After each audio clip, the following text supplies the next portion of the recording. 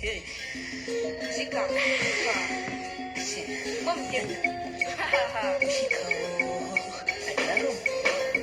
my imagination to look to my direction. So I please call my name when I'm talking, cause I'm very sure. See, I've been wondering why it's hard to please your own. Often they dry your bones and take the curve that's not your own. When we cannot bless all, we just pass down lessons on them before. And we cannot be slaves to rejection, but we can seek redemption.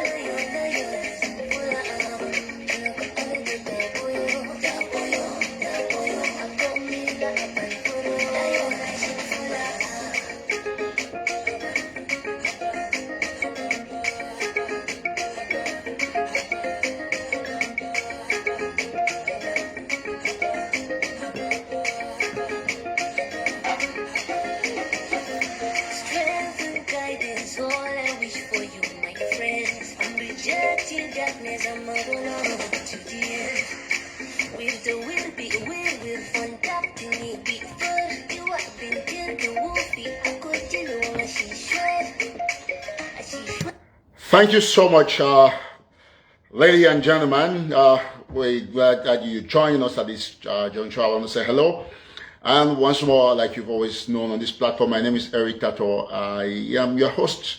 Usually, because of the stakes involved in social media presentations, we would obviously come up from time to time to give our opinions and editorials on some of the issues that are affecting particular countries. But as you are all aware, because of the situation in Cameroon, our focus has been quite tremendous in that part of Africa and the world per se.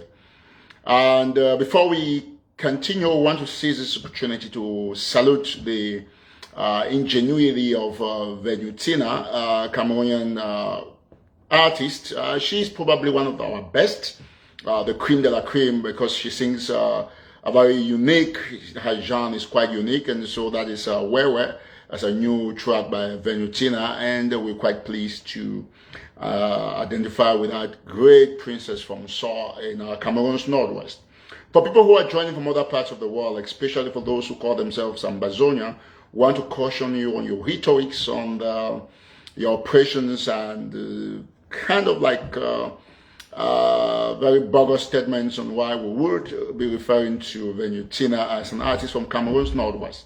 This is because this is National Telegraph, and we have warned severally that if you're watching Eric Tato on National Telegraph, you must consider it like you're watching CNN or other news platforms, and we are not obliged to subscribe to your personal ideologies, you know, but we will obviously stand for the truth and for justice. And this is justice we want to talk about. We start with Joshua Osih, who is a parliamentarian for one of Cameroon's leading opposition party, SDF, the Social Democratic Front of Nijon Fundi. And of course, it is very important, it's very, very important for people to air their views about particular issues, and we are not in any way trying to take away the First Amendment rights of Joshua Osih or his freedom of speech and expression, but we have the right to try to identify some portions of his contents that were contrary to justice, repugnant to societal norms, and that, of course, not helping in ending the Anglophone crisis. As you are all aware, the two English-speaking regions of Cameroon, otherwise known as Southern Cameroon, as much as some people call it Ambazonia, have been in an armed conflict for the past 4 years, And for these 4 years, the Cameroon's parliamentarians have deliberately refused to discuss an issue as important as an armed conflict that has claimed the lives of over 25,000 English-speaking Cameroonians, aka Ambazonians, and that has caused the jailing of over more than 10,000 people. And of course, we can not count precisely the number of refugees. They could be in the neighborhood of over 3 million, given the fact that some people prefer to call the internally displaced as refugees because of their particular policies. Now, let me be clear. The truth is that many senators signed a document reacting to a letter United States members of House of Representatives wrote to their president, President Joe Biden. And of course, that is in no way to say that Cameroonian parliamentarians don't have a right to react to issues that other parliamentarians write. But then they say he who comes to equity must come with a clean hand. And this is where we stand. True enough, many other parliamentarians signed that particular letter where Cameroonian parliamentarians were, condemning U.S. Members of House of Representatives, or should I just say congressmen and women, for writing and indicating to their presidency about the situation in Cameroon that we all know is a reality. But then we are picking out Joshua Osih because that is somebody who represents, the main Anglophone political party that is within the French system, and listen, let me be honest with all of you, right? It is not baffling because these are people who have sold their consciences to the devil. We must say this, whether or not you like it. And this is our opinion.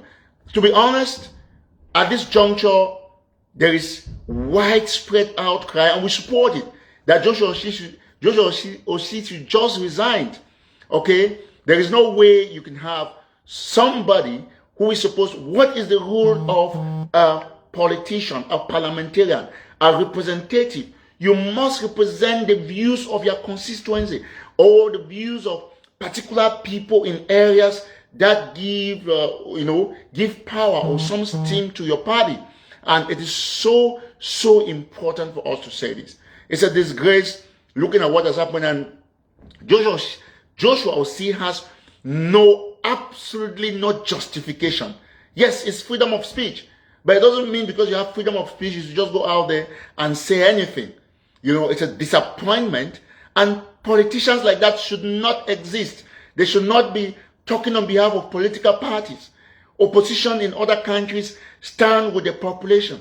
For 4 years, the regime in Yaoundé has killed countless Ambazonians. We are just estimating the numbers at 25,000. That is an estimate. It might be underreported, but because we don't have our hands on the exact figure, we just say over 25,000. Okay, the truth is that some international bodies have reported 3,000 or 4,000, which of course has never changed according to them. But let me say this to all of you.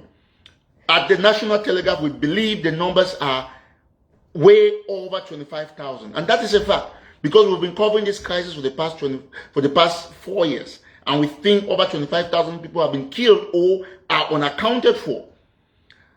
Now, let me be clear. When you are an MP and there is a lot of trouble in a particular region, there are a few things you should do. Stand with the people, represent their views, or you stay quiet.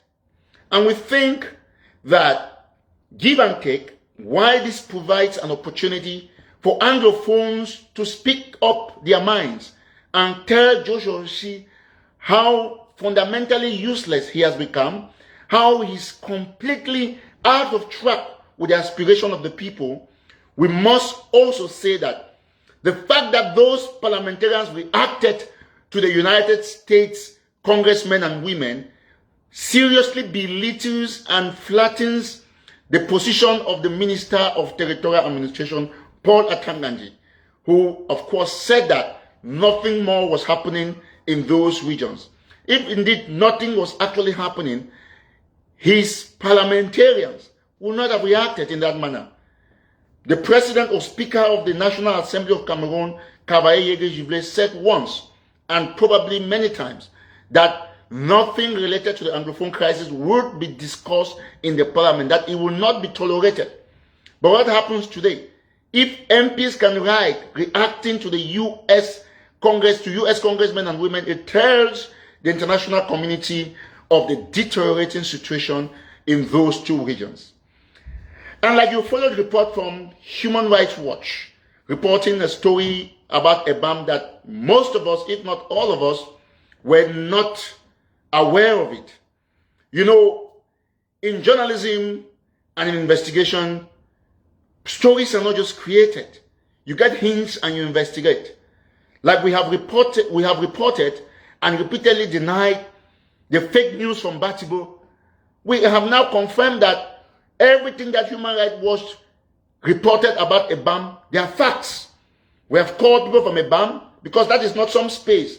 That is why we warned a lot of Ambazonians who were trying to push through the fake news about Batibo that you cannot report about a place without knowing the exact place and victims that are involved. From all the villages in Batibo, nobody can pinpoint where that incident of the burning of the child happened. But then we can say that the Cameroon military raided a bomb and raped women over more than 20. And that is a fact. Because we have also at the National Telegraph, following the investigation from Human Rights Watch, we have investigated and we have confirmed with families this particular date that this is exactly what happened. And this is how we're going to put it. Without fear or favor, we can tell the international community that the EBAM issue is the worst massacre that happened within the Anglophone crisis that was not reported. And that is why we say things are actually underreported when it comes to the Anglophone crisis. So we call on the international community, the United Nations, and other international organizations to prop this issue and have justice served to those people or those in those communities. We have seen situations in Gabu, Kumba, many areas, Mautu, and victims have stayed without being served justice, and perpetrators have gone without any punishment. This should not be done. And National Telegraph will continuously advocate for these facts. So it is a shame that Joshua Osih has not reacted to issues of international law and misguided diplomacy by the Cameroon government or Cameroon authorities. And I will cite to Joshua Osih, since he claims to know a lot about international law. National Telegraph thinks that all media organs should talk about how oppressed people should be served justice. And Joshua Osih has just raised the bar. He has just actually lowered the bar. He has raised the bar of stupidity too high for anybody to consider Cameroon or any Cameroonian MP as getting anywhere close to being serious. When Sisiku Ayokabe Julius, the president of the Federal Republic of Ambazonia, was repatriated, extradited to Cameroon, alongside 10 others. We have the Calabar 37 and many other Southern Cameroonians or Cameroonians, whatever way you put it, that have been repatriated from the United States, repatriated from, extradited from Nigeria, taken, arrested or kidnapped, as some people would prefer to put it. Joshua Osih never said a thing. And how come he's talking about international law? He knows nothing about international law. So we want to say that Joshua Osih has proven to be a complete disgrace of a parliamentarian, and there is no way people like that should be talking. It's a disgrace, and I think that was the end of his political career, putting his signature on such a ridiculous document. That document was absolutely ridiculous, and everybody read it. It was terrible, okay? So I want to thank you all. When you join, make sure you share extensively, and we keep the faith. We know it's been a long time that we've not been on the platform on a live show because, I mean, you know, we have exigencies, and the social media atmosphere is very terrible. You know what we're talking about. We're not going to compromise this space like we've said before. Now, when you join, you make sure you share, and hashtag Joshua Osih resign. You can put J-O. I think it's Osih, right? J-O, resign. J-O should resign.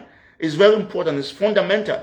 Those are people who went to the parliament to represent their people, but they are representing a blood-sucking regime.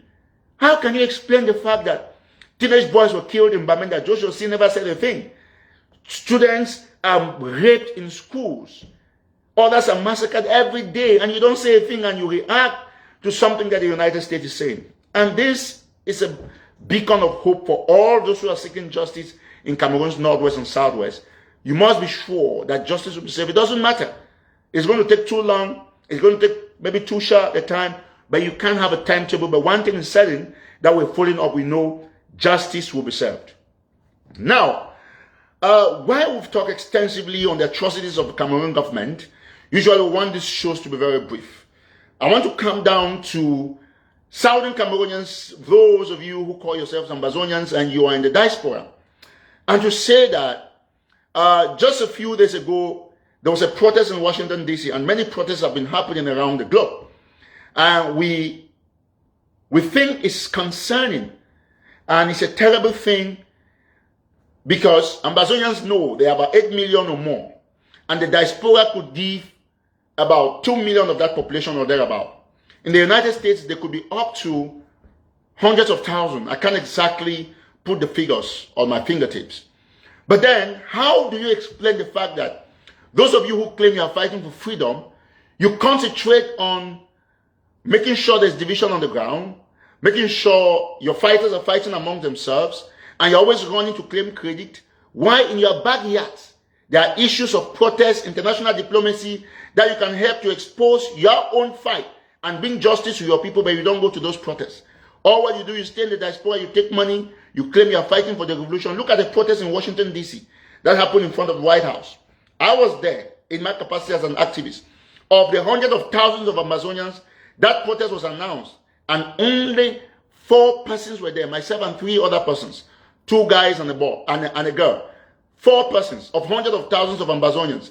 And it gives me a lot of joy to ask a simple question, that those who claim that others are compromised, how come those people that they claim they try to portray as compromised are the same people who go to gatherings where there are white people, where there are people from different countries, and talk about Ambazonia or talk about their struggle and expose their atrocities with placards and flyers and carry the Ambazonian flag, opposed to them who stay in their houses and only make noise on Facebook? We want to ask a question. Can you name one Southern Cameroonian in the last 6 months? Last 6 months that has been out there to protest and portray the Ambazonian revolution? The answer will probably be just 4. The last 4 of us you saw. And these people who stay back, all what they do, they inspire conspiracies, cause division, and do nothing. And so how do you explain that you call yourself leaders, you're in the diaspora, they're killing your people, and when there are opportunities to go for protest, you don't go, but you stay on Facebook and instead call those who go for protest that they are compromised? How is it possible that somebody can be working with the Cameroon regime, and that same person is carrying the Ambazonian flag and talking against the Cameroon government in crowds as huge as thousands of people, and calling the U.S. government, and of course going out there making sure that U.S. congressmen and women get information about Southern Cameroons, aka Ambazonia? So it's a terrible thing. And that is why some of those people who are pro-Biya, they call it kind of like a comedy revolution or what? Because you concentrate on stealing money from the minority, from people who are struggling to get liberation. All what you do, you ask for contributions. Even when you can go to Washington, D.C., that is 5 minutes away from your house, you cannot sacrifice. But you want people to continuously stay in the bushes. You want boys to stay out there and keep fighting. And even when they struggle to do that, what do? You only come in to claim credit and responsibility. Look at the most ridiculous lie that was said the last few days. A certain Capo Daniel of the ADF said that he was on the ground to launch some forces. We have all put our cameras everywhere, and the answer says that is the biggest lie. And it was unnecessary for the ADF to come out to spin that kind of lies telling, that kind of conspiracy. How is it possible that the other fighters who were launching whatever force they call it, did that, recorded that video, and then later on when they have gone to their bases, they put out that video on Facebook and other social media platforms for us to see. And then somebody stays in Asia and says that he was on the ground. But when that video was being put out there, he was not seen. How is it possible that you went for a launching and there's no picture, you are nowhere to be found with any of those fighters? You say you kept yourself somewhere, you are hiding from the Cameroon government. it was not a live show. If those fighters who are on the ground, they could show their faces, record the video. If I go to Cameroon, for example, or I go somewhere, I will put a video. And when I come back to the United States, that video will be out there. So let us be prudent. It is important that lies tellings must not be tolerated. And that is the biggest lie that the ADF said. It was the most childish, so ridiculous. And you should stop it. Because you might have a good leader, but the lies that you tell to frustrate the man's plan.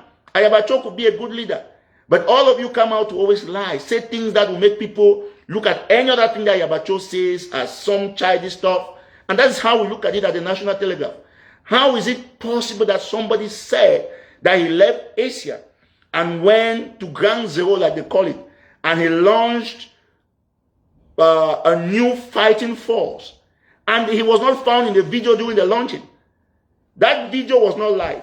It was recorded. So if those fighters could actually go out there, take a video, record a video, and come days later to put it on social media, when you have arrived back to your base in China, then you should be in that video. Oh, perhaps you forgot to do a photo shoot. All right. Or Photoshop. So that is the first thing I want to point out, which is very important. National Telegraph is here for justice. While we condemn the atrocities of the Cameroon government, we must point to the rebels, the places that they are going wrong, so that they can correct it.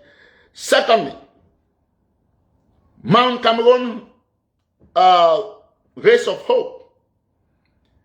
We've all seen what happened. And this is not National Telegraph saying it. This is what you know. That the the mountain race held in Biya, that is supposed to be the capital of the Federal Republic of Ambazonia. And people who collected money worth over $2 million of US dollars, according to what they said and announced in the early days when they were priding themselves as those with the highest donor and those with the highest support. And their so-called leader is supposed to be from the Biya area. And you allow mountain race to hold. No single obstacle. And the government had it just so easy. These are signs. And anybody who is an Ambazonia, as you call yourself, you must concentrate on identifying the figures and the signs. It was a disgrace, whether or not you like it. None of you came out to condemn it. That, okay, listen, we contributed money. Why did the mountain race hold? That is a crucial question. It held for one reason. Because you have been deceived. Because those you call leaders, they are crooks, they are armed robbers, they are thieves. All what they concentrate on is stealing money. And I will not stop talking about it. Let us be very, very straightforward. If you cannot, after collecting $2 million, disturb the mountain race or disturb African championship, then you don't have nothing to say. And right in your backyard, all of them stay here. From Bon Herbert, Kometa Elvis, Sako Ikome, Chris Anu. All of them are in Washington, D.C., with the exception of Chris Anu that is in Houston, Texas, which, of course, during good times, flight from Houston, Texas to Maryland could be just $200. And these are people who take a lot of money. And they claim they have a lot of followers.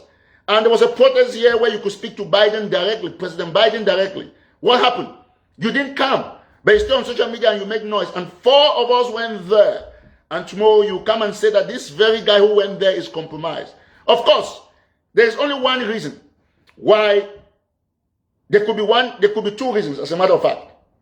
To say that somebody who goes for protest, talks on behalf of Ambazonia, preaches against the Cameroon government, exposes the atrocities, and plans diplomatic seats to say somebody like Eric Tato is against the revolution, that only means one thing.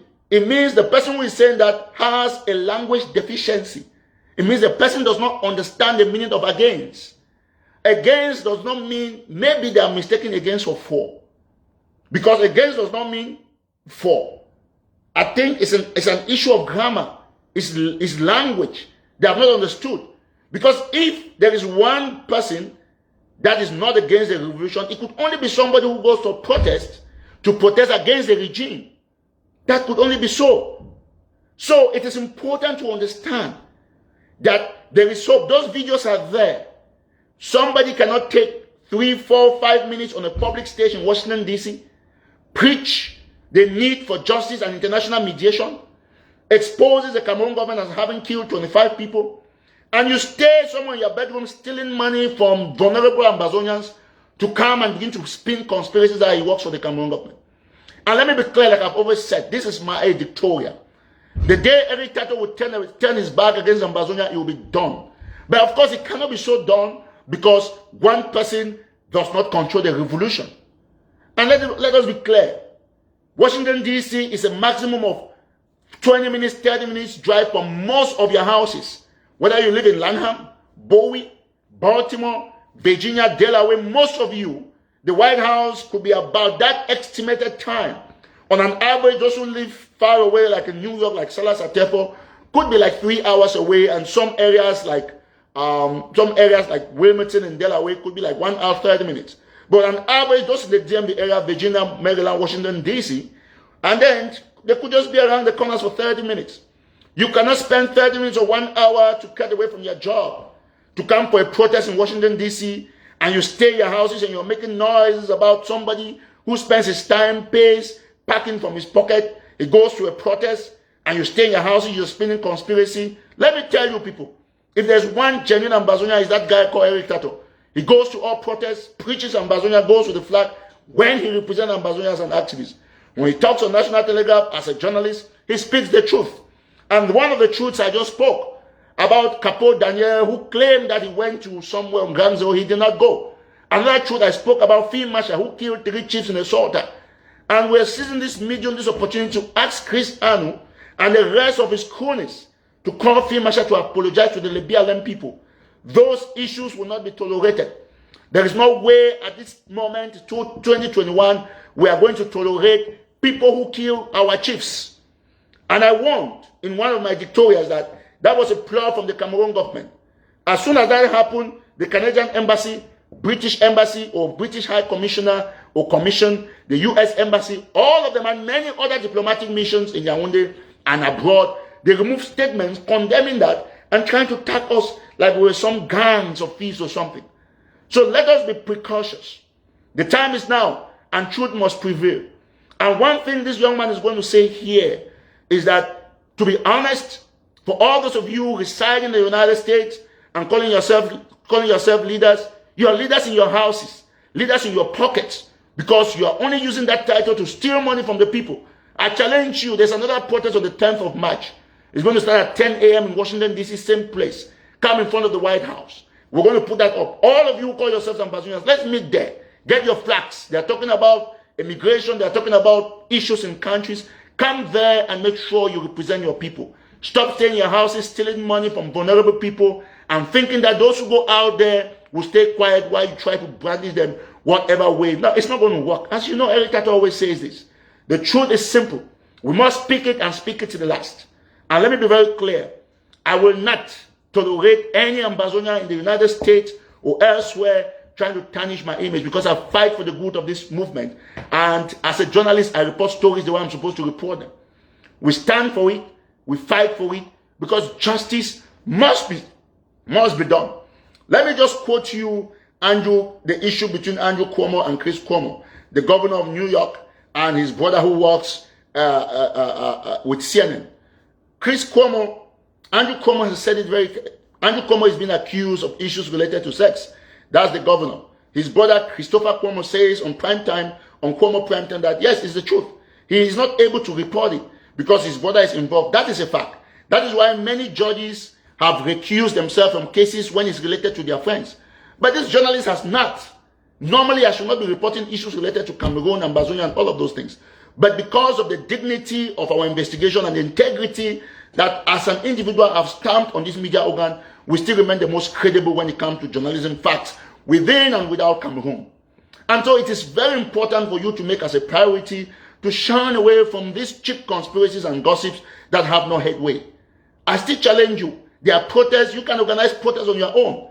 Go to London, Denmark, everywhere. None of you go anywhere. When I was in Washington, D.C. recently, there was snow. It was damn cold. People were out there in their thousands from different countries. And only 4 Ambazonians were there. And you people live here, a lot of you live here within the United States, and you are completely unable to get anywhere close to where there are protests in order to signify the significance of an international mediation. But you steal from the people, and those things must stop. So we are calling on Field Marshal to understand that the issue of the chiefs that were murdered in the slaughter cannot go unpunished. Field Marshal must come out, apologize to the people of Esauta, apologize to the people of the BLM, apologize to the entire Southern Cameroon community, and seek for forgiveness. It's disgraceful, it's preposterous that after killing 3 chiefs, kidnapping our people, his brother Chris Anu stays in Houston and comes out with a concocted story to come and tell people how it was done by this and that. No, the BLM people are not stupid. They were stupid before, but they are no longer stupid. Everybody knows exactly what's going on, and they know who are patriots. And so it must stop, and it stops here and now. Now, let me get to other significant issues that I think I've jotted. And it is important for all other Cameroonian MPs to know that those 8 million people are not going to give up. You can measure the temperature. Contrary to what the Minister of Territorial Administration, Paul Atanganji, calls pockets of resistance, he has seen that the guys have so far developed. Since the last time Paul Atanganji said there were pockets of resistance, there have been at least 6 explosives. And over probably 18 Cameroonian soldiers have been killed in those attacks. From Tinto in Upper Banyan, between Tinto and Bakebe, to Bui, to other areas within Bamenda, and you can name the rest. You have seen that the fighters are consistent. And this is what the Cameroon government should do. Call for dialogue, call for negotiation with a third party out of Cameroon, and make sure that you sit with the Ambazonian leaders as equal. I want to go to those in jail within the crisis, vis-a-vis those who are liberated. And we still want to continuously say that without calling any name or any particular names. We have one of our sisters who just died in the jails because she was given sugar while she has diabetes. May her soul rest in peace. We're going to bring up that story fully. What I want to cite here is how disgraceful it is for some people who are free to continuously call prisoners that they are compromised. There is no compromised person that's in jail. Anybody who is in jail knows how to walk away. If they want to walk away, they can strike a deal. And let me tell you one thing that you don't know. Prisoners of war are so powerful, so much so that if Sisi Kwayokabe Julius, Tassan Wilfred, Vorgalafo, Penteres, Manchum BBC, and the rest of them in jail were to get up on a single day and make a statement that they don't want this Ambazonian stuff no more, none of you in the diaspora will speak anymore. It will be over. Let me tell you, whether or not you like it, they are so powerful. Their strength is 10 billion times compared to any other person in the diaspora, including this Eric Tato speaking here. So it's about time you started putting your acts together and stay calm and allow those people to serve their time in jail while they are waiting for some miracle from genuine patriots that will liberate them. Because to be honest, liberation will not come from people who stole $2 million or $1.4 million and who pay surrogates on social media and transport Francophone activists from Yaoundé to Ouagadougou to Norway to be doing activism from there. There is no way you can be using money meant to feed refugees to be paying people salaries to be doing activism for you and defending you on social media while refugees are dying in Calabar, in penury, in beggary, and most of the girls in Douala and other parts are doing prostitution because of the outcome or the aftermath of the revolution. There are refugees in Ghana, Ethiopia, you can name the rest, Malawi, those in Dubai. All of you stay there without a future, but you keep supporting thieves and armed robbers who are feeding fat from the revolution, paying their bills, and are on no employment in the United States. There is no explanation why anybody in the United States who thinks they are fighting for liberation should be unemployed. And if you ask me, how are you going to sustain the war in the next 3 or 4 years? You need people who are vibrant economists, vibrant entrepreneurs to assist you. So the story is simple. We stay focused, and this is an editorial. I will say it repeatedly that lies should not be tolerated. And for those of you within the ADF camp who always repeat the fact that Ayabacho is the one who will save Ambazonia, I think differently about that. I don't have nothing against Ayabacho. I have nothing against the ADF. I think that if anything has to happen for the crisis in the Cameroons, Northwest and Southwest to stop, and for the Ambazonians to get real freedom, it's going to be the collective effort of 8 million Ambazonians, not a particular person. As you are all aware, and I'll repeat it, your statements have made Ayabacho very unpopular. And the earlier you stop, the better. Now, I will end today by talking about this Amba general that has, of course, defected. And General Godi Elangwe defected, and you see the jubilation within the camp. Like I've said, I want to repeat it categorically. And the last time General Godi spoke, he spoke with Lucas Asu of the ADF. That is the person who connected him to go drop his weapon with La République du Cameroon. I have warned the ADF, and I'm still going to say it repeatedly, without fear or favor, that Lucas Asu works with the Cameroon government. I'm saying it authoritatively for these two fellows, Lucas Asu and Kemi Asu. They work with the Cameroon government, and I don't have any issues with these people, and that is exactly the more reason why the ADF must be careful. But if ADF wants to continuously be uncareful, that is their problem. But my job is simple, is to bring out the truth, release the truth. So the person who convinced Godi Elangwe to drop his weapon is Lucas Asu of the ADF. I'm saying it authoritatively. I've had issues with Tapang Ivo. I've never come to say Tapang Ivo did this or did that. We've had issues that were related to things that you've all read and you've seen. But never a day I've come to accuse Tapang of being La République du Cameroon or even Cho Ayaba. It has never happened. But if I come out to accuse somebody who is having a lightweight within the ADF, you can imagine how important that is for you to take. Godi language defected, and you see, if you are not careful, you see more people. This general was fighting with the ADF before. He first of all was in Kwakwa before he left and came towards Kumba. And it's a shame that Lucas Asu could do a thing like this and pretends to be with the Ambazonian people. Let me be very clear. This is a fact, and consider the fact the way I've given you. I know ADF is always running to do disclaimers, but we are not going to tolerate people who are sellouts, who are not truthful to the people they serve. That is why this is an editorial. We can give our opinions and we can cite facts the way we see them, and that's exactly one of the things, we must all say. Now, let us be clear. Like most of you have been following up, I've asked that you guys should hashtag Joshua Osih resign now. Everybody who's watching should hashtag that, and if you have not shared this video, make sure you share it extensively. I'm going to end this show by thanking a lot of you who are always very great. Close to 1,000 people watching after no announcement in a long time. We are quite grateful that you're always on this platform. In the meantime, our Dimples platform is coming up very strongly. We are hopeful it will be launched this March. So once it's available on the Play Store and on all other devices, we are going to announce it. And we have great promotions that will come with Dimples, like the first 100 people to create accounts will earn something.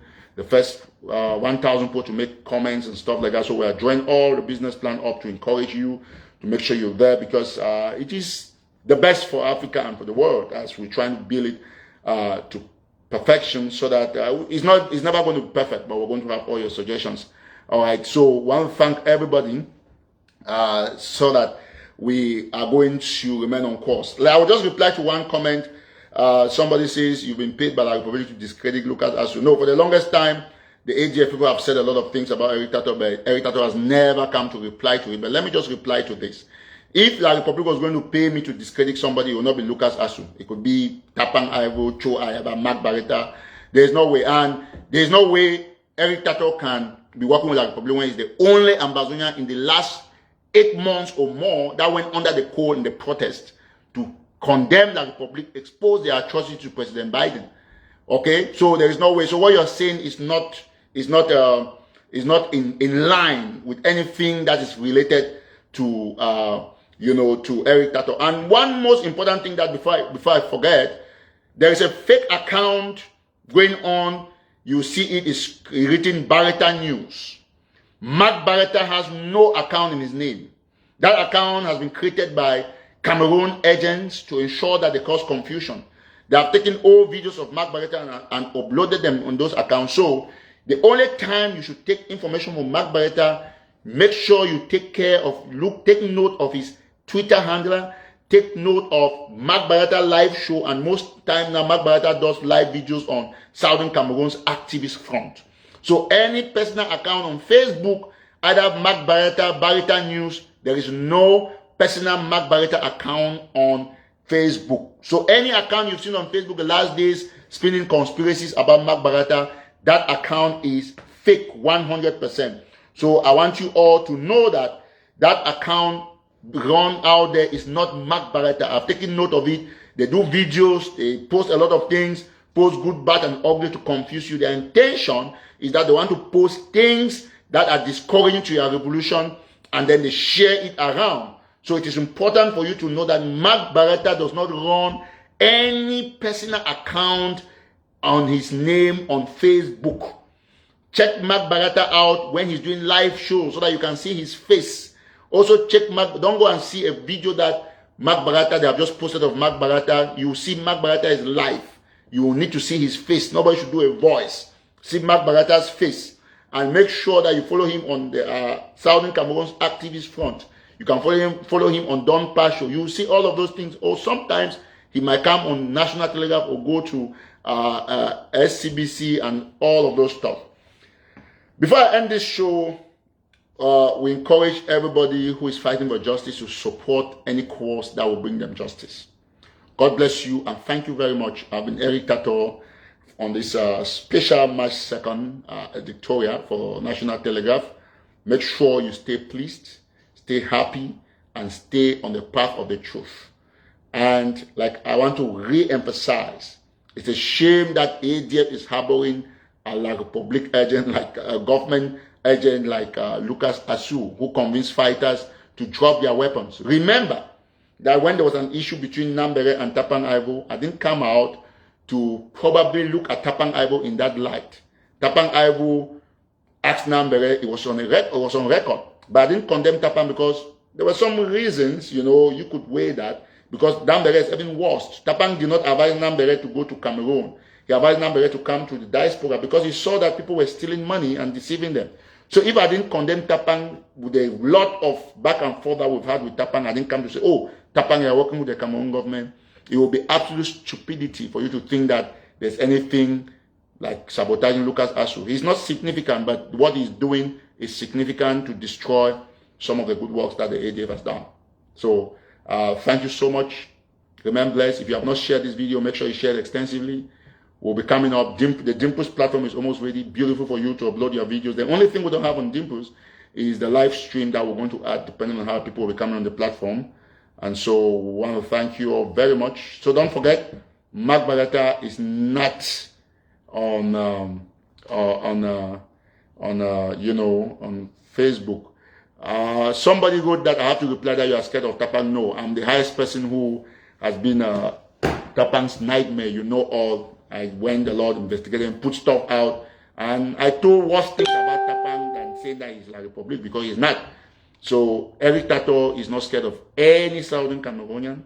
He's not scared of any activist. He only speaks the truth and speaks it out loud and clear. Hate him, love him, but the truth will always be spoken. Thank you so much, and have a wonderful day. Probably we'll see you tomorrow, next tomorrow. Stay blessed. Bye-bye.